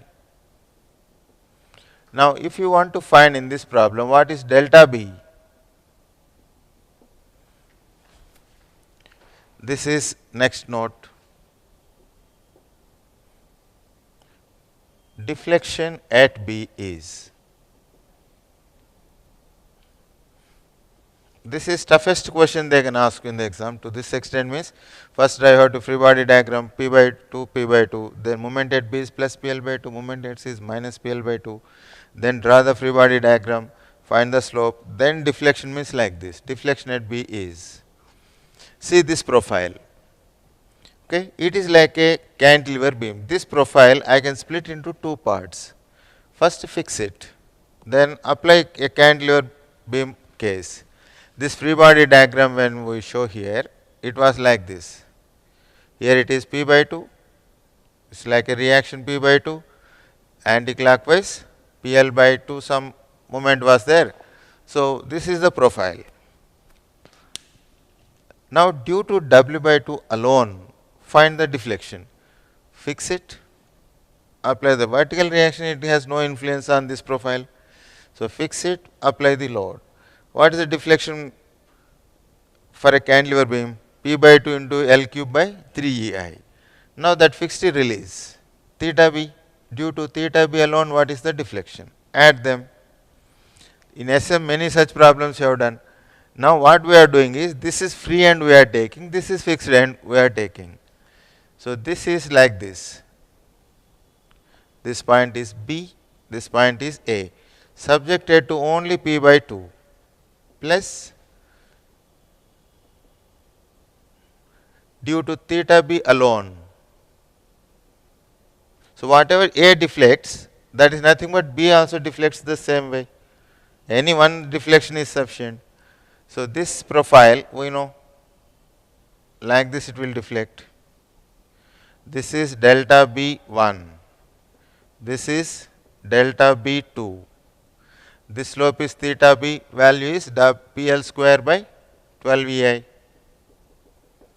So, this is theta B into L. In strength of material, sirs might have told you many such deflection profiles. Principle of superposition, you can use it to find the net deflection. For that, first you fix it, find due to load alone. If the fixity is not there, then release the fixity. Due to theta alone, what is the slope? Add the two slopes. So, delta B1 is P by 2 into L cube by 3 EI. So, delta B is nothing but PL cube by 6 EI plus this theta B is PL square by 12 EI. So, plus PL cube by 12 EI. Common factor 12, 2 plus 1, 3, 3 by 4. So, PL cube by 4 EI. This is the toughest question they can ask you in the exam. Practice that once. It is unlikely to be given, but in case given, you will have the advantage that principle of superposition you have to use. That means complete control on the deflections chapter and also the approximate methods. That means the moment at B and C, how to find the reactions at A and D if the columns are equally strong. This complete idea we should have. Then 1.5 minute you can complete. Say 2 minutes you can take. If it is given, if it is 2.5 minutes you are taking, say the next question may take only 10-15 seconds time. In structures, only this is the one. Till now they didn't ask you whether in GATE or in civil services or ESE prelims. But I feel that this is also simple only to be managed. Then once you find like this, this deflection profile will not threaten us. Once you draw that free body diagram, they can ask moment here, reaction here, anything they ask you, you can manage, because you have now thoroughly analyzed, thoroughly understood the problem behavior.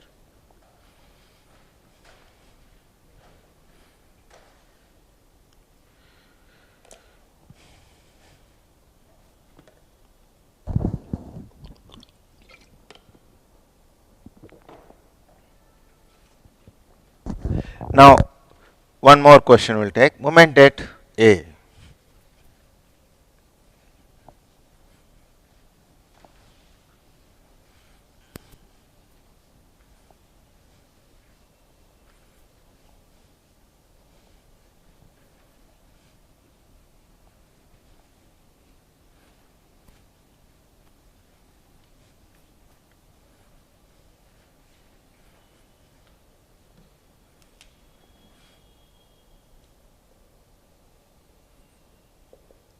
Moment at A is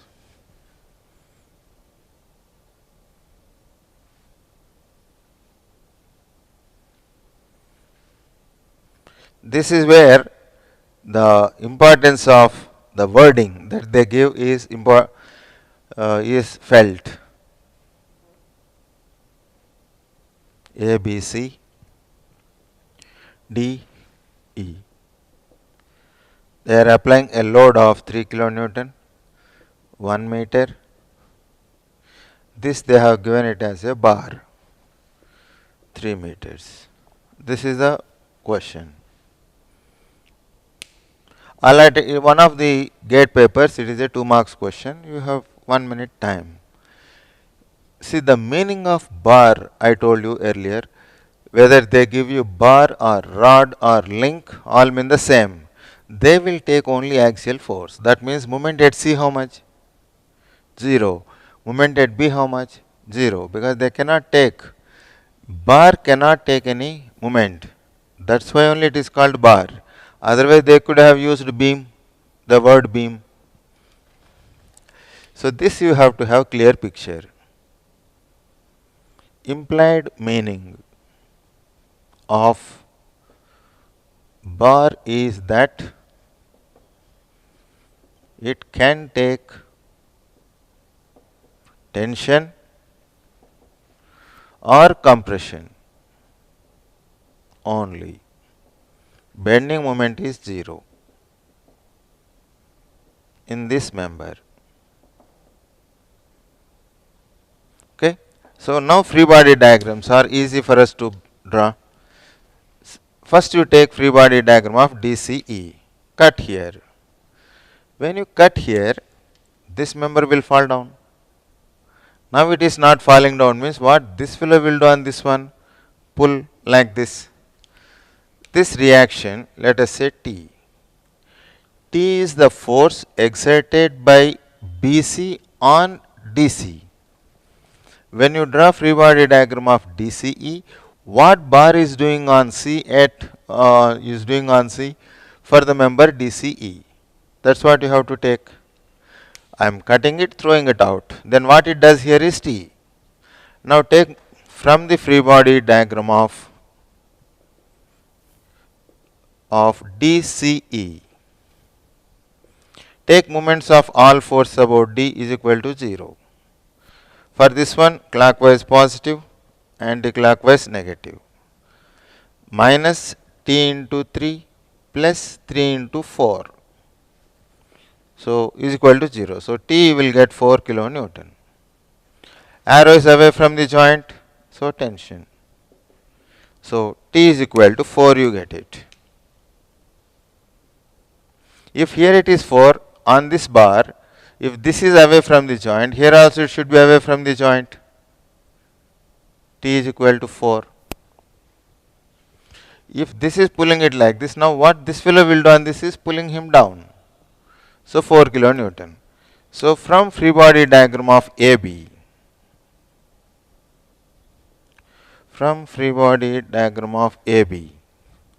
moment at A is equal to plus T minus T into 4, because downward force is minus T into 3. So minus 4 into 3. Minus 12 kilonewton meter hogging. Negative implies that hogging bending moment, or simply if they give 12 kilonewton meter, that you will answer. That means he is not worried whether it is sagging or hogging, magnitude of the moment, like that.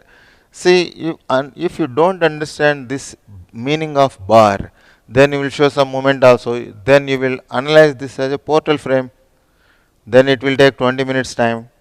Finally result will not tally because we didn't understand the meaning of bar. So much complications, time will be wasted, we will not get marks also. Okay.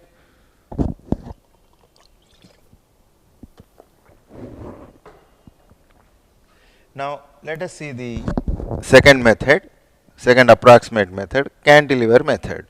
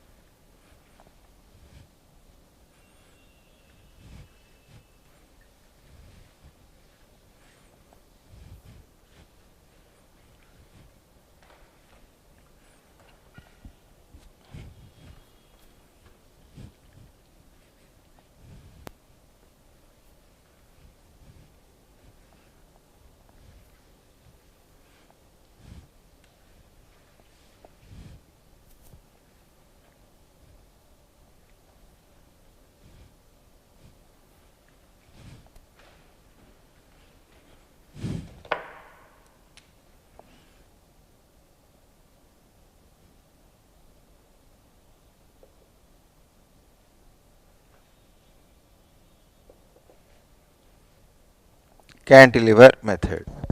Now this is like a, if at all any frame behaves like a cantilever frame, that means height of the frame is more than width of the frame, then almost it behaves like a cantilever. So such cases this is more applicable, means the results will be relatively more accurate. So this method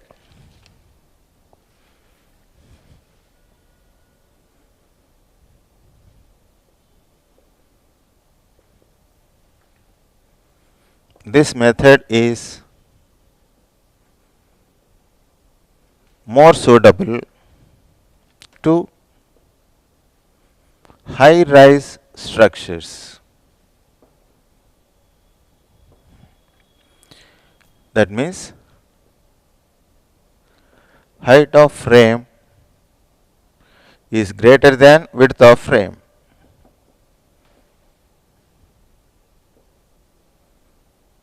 Okay, such cases applicable. Then assumptions.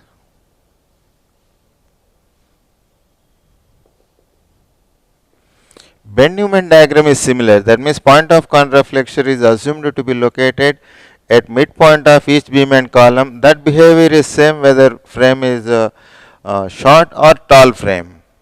So in this case also we assume POC is assumed to be located at midpoint of each beam and column. Next, second one. Axial stress. Once they asked this point, axial stress in each column is proportional to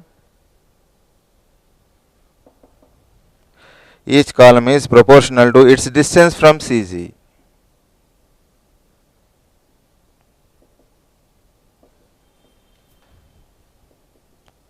Its distance from CG of areas of column group. Areas of column group at any level. What this means is axial stress is proportional. That comes from our strength of materials. If a beam bends, let us say, from the neutral axis, that means centroidal axis level, if the fibers are greater location, say, from far off locations, stress is also more, bending stress is maximum, neutral axis bending stress is 0, bottom fiber maximum. So this is what you have studied. From that, this came axial stress in each column proportional to its distance from CG of column group. What it means is this one. Supposing that you have a beam like this, say, subjected to some load W, then it bends like this, top fiber tension, bottom fiber compression, like that it will develop. If you turn it, say, 90 degrees, this part I remove. If you turn it 90 degrees, this beam becomes like a column, like this.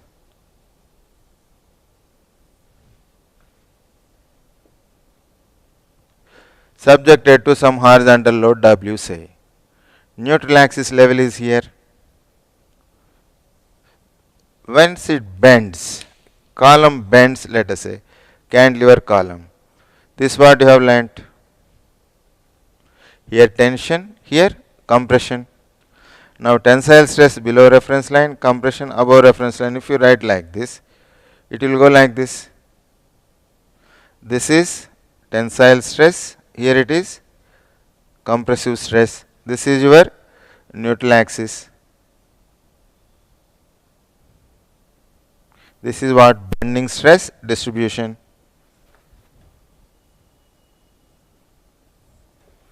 See, this is a bending stress distribution when a column is subjected to lateral load.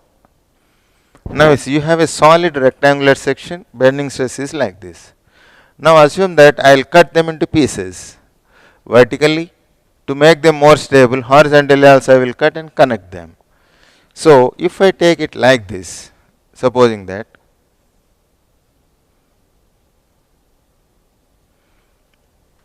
same column we have single one, instead of taking a single solid rectangular section, cut them, give some gap like this.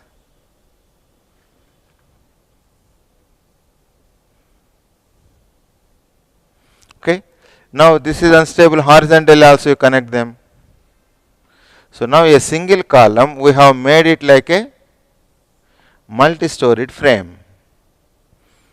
Subjected to, this is also, see here all everywhere holes only are there. That means this behavior, if it is very tall, let us say, it behaves like a column, not like a solid column but with holes. If it is subjected to horizontal loads W1, W2, this is the bending stress distribution. This we can apply here also. The cross sectional area of each column, let us say, instead of solid section you have a dotted areas like this. Areas can be different. This is A1, A2, A3, A4, A5. Cross sectional areas can be same, can be different. Column cross sectional areas. Assume that they are same. CG will be somewhere here. CG of the column group at any level, top floor level or next level, like that. Next, bending stress distribution. Here maximum tension, here maximum compression. Then bending stress distribution will go something like this. What he says is the stress in the column is proportional to its distance from CG. That's what we have learned in SM. This distance, let us say some x1. This is say f1, or say this you take x1. From here to here, x1 distance, stress is f1. x2 distance, stress is f2, tensile stress. So is the case f3, this is f5. What this second assumption tells you is the axial stress in the columns are proportional to its centroidal distance from the CG of the column group. CG of column group is here. From the CG of column group, if column is far off from the CG, then when it bends, the tensile stress in the column is maximum here. Next column less, 0. Then other columns compression will develop. Extreme right side column will have maximum compressive stress. So this is the meaning of second assumption. Supposing that you see F1, I can write tensile force, let us say. F1 by x1, this we can write. F1 by x1 is equal to F2 by x2, etc. They are proportional. Now F1 means force. PT1 by area by x1, PT2 by area. This is when cross sectional areas are same. This is the case. This is when cross sectional areas are same. This is x2, etc. If cross sectional area of all columns are same, then I can write stresses PT1, because areas I can cancel, PT1 by x1, PT2 by x2, like this. Forces are also proportional. If cross sectional area is same, then forces are also proportional.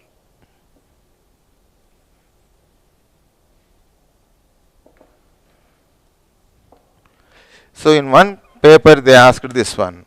In cantilever method, stresses are proportional, forces are proportional, like that. He didn't specify the cross sectional areas are same or not. If that is not specified, you have to take cross sectional areas are different. Such cases, axial forces will not be proportional, but stresses will be proportional. Whether cross sectional areas are same or different, stresses will have to be proportional from your strength of materials. Bending stress is proportional. If at all they say cross-sectional areas are same, then we can take option instead of axial stress, axial forces are proportional. That care you have to take in the exam. Shall we write axial stress is proportional or axial force is proportional? If both options are there, axial stress is more correct because valid for whether the areas are same or different. Okay, so this one we will take one numerical question. How these things are used. Now, if they ask you use cantilever method only, then you don't have to worry whether it is a tall structure or height of the structure is more than width or less than width. We don't have to worry.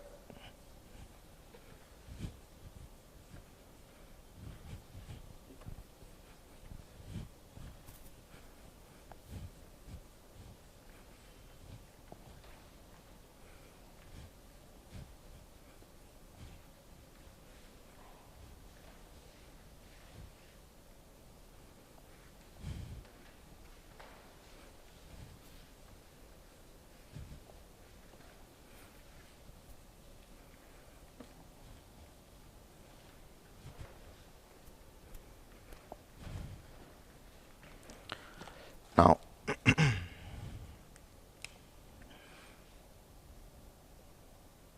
the end moment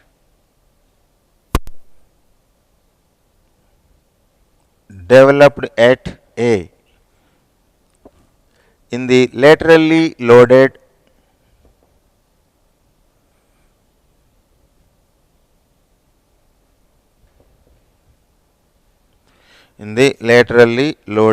frame shown below.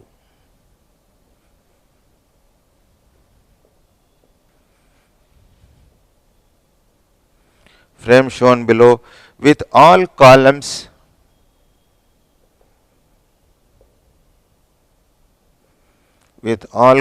having identical cross section.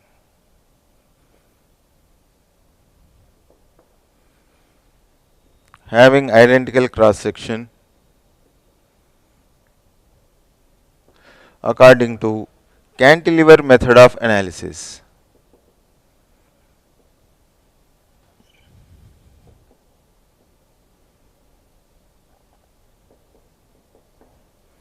Method of analysis is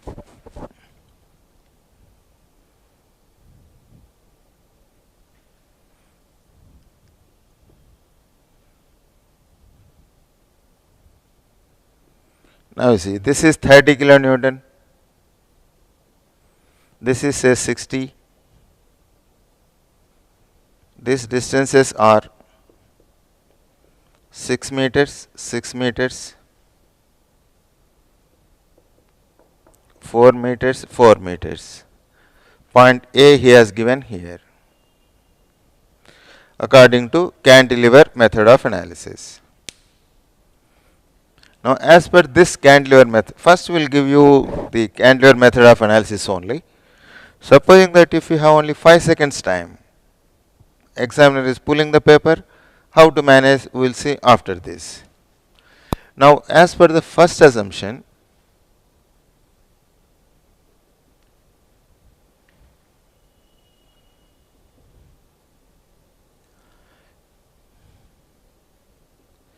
this is the load say 30 kilonewton, 60 kilonewton. So, as per this assumption, POC is assumed to be located at midpoint of each beam and column. This is your assumption A.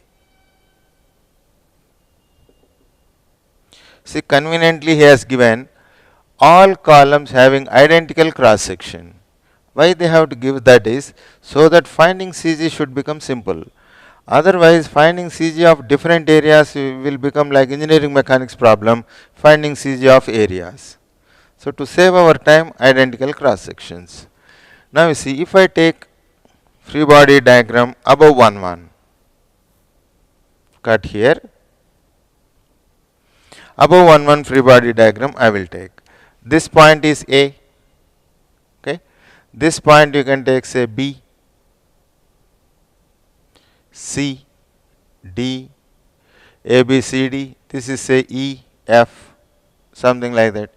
Then this is 3 meters, 3 meters, 3 meters, 3 meters, and this is 2 meters. This is also 2 meters. Now let us take free body diagram above 1, 1. If I take free body diagram above 1, 1, this looks something like this.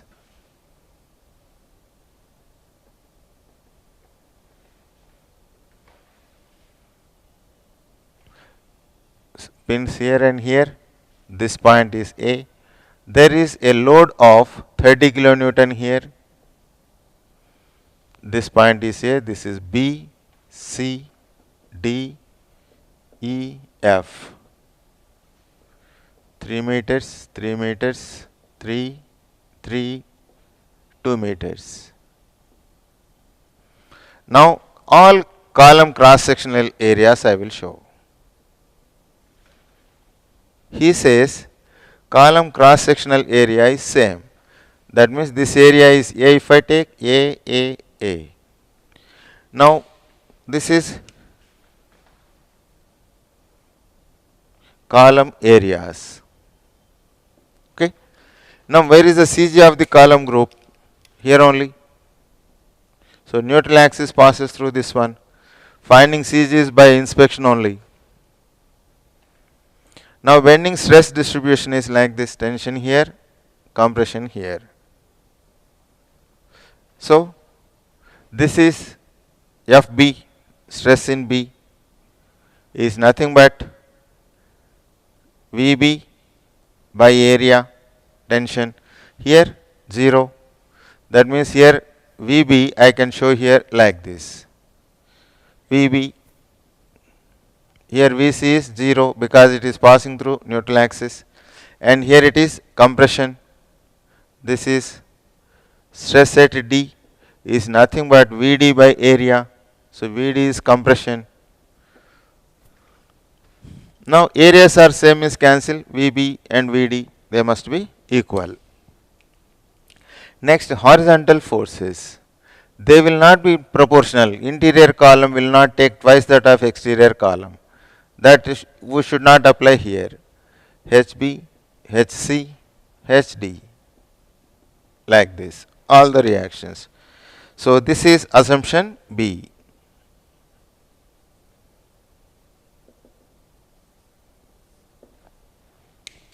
Now you see, if I want to find moment at A here.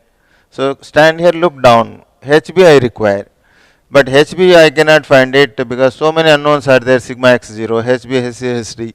But VB and VD are related. VC is 0 and HB, HC, HD, they are all meeting at D. So they give 0 moment. VC anyhow 0 because it is passing through CG. So only VB unknown, VD is passing through D.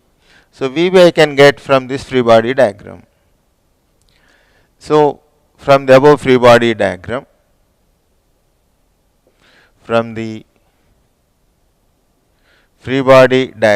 above 1, 1. This is free body diagram above 1, 1. From the free body diagram above 1, 1, take moments of all forces about D equated to 0, clockwise positive, anti-clockwise negative. So plus 30 into 2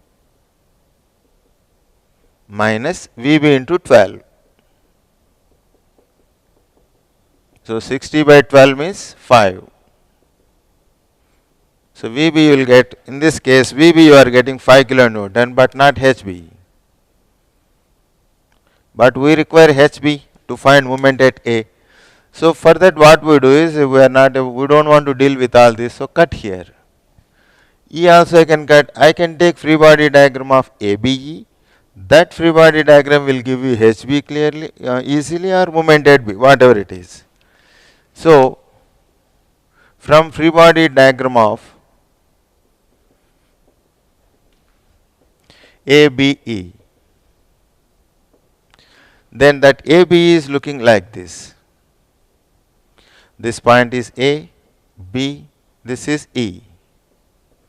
This is 3 meters, this is 2 meters. Here applied load is 30 kilonewton. This VB you found 5. VB is 5. HB you don't know. This much we know. From this free body diagram, I can find what is VE and HE. See here, this is 30 horizontal, HB horizontal. They will not come in the vertical direction. Because this structure is in equilibrium, this little piece also must be in equilibrium. So 5 down means here VE must be 5 up. Horizontal reaction may be there like this. But we are not interested now HE and HB. Once VE is known, I can find moment at A. So minus it. How to find? Don't stand here and look down as in the earlier portal method. I can stand here, look right side. Why? Our choice. Wherever we want, we can stand and look wherever side we want. Whichever gives us easy solution, same. If I stand here or look right side, stand here, look down, I know I get the same result. Then which is better? Stand here, look right side because already it's known. So moment at A is equal to stand at A and look right.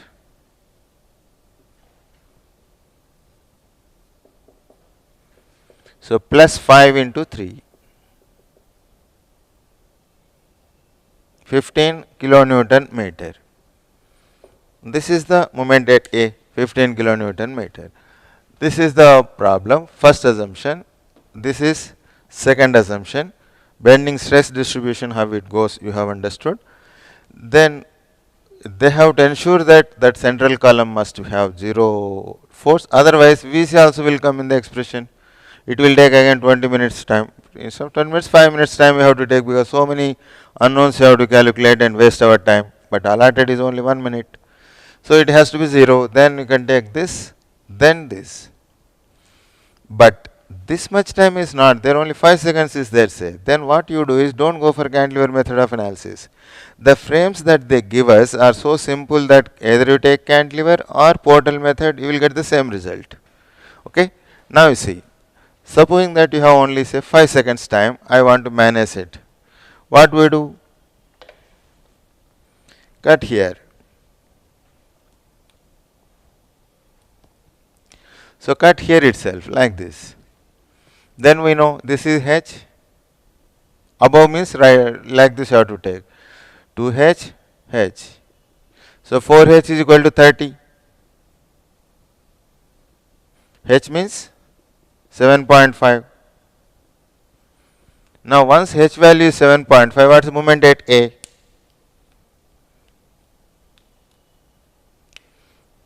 Otherwise we'll write. Using portal method, MA is, you see, so 4H is equal to 30, H is 7.5. So moment at A, stand at A and look down.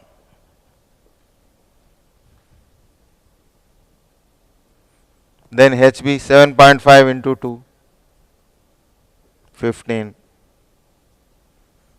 Now you see, once we are cutting here, that means take this, throw it out. Only above 1 we are taking. 7.5, 15, 7.5. That's how it is balanced. So 7.5, if I know, tail to the head towards A, 7.5 into 2, 15. So directly 15 you answer, issue closes. Otherwise, if there is some error, say nearby 15 value you answer. If at all any ranges. For now you know approximately how much should be the value. If no option matches, nearest one you take it. But if you have sufficiently long time, say complete 2 minutes time is available to us, then that diagram we have to make it. Okay, this is about the cantilever method of analysis. So simple, but you can complete in 5 seconds also. That's why only 3-4 times they have asked questions on this one. After that, they didn't ask any question because you are completing in 5 seconds itself. That's why. This is the scope about the approximate methods in structural analysis.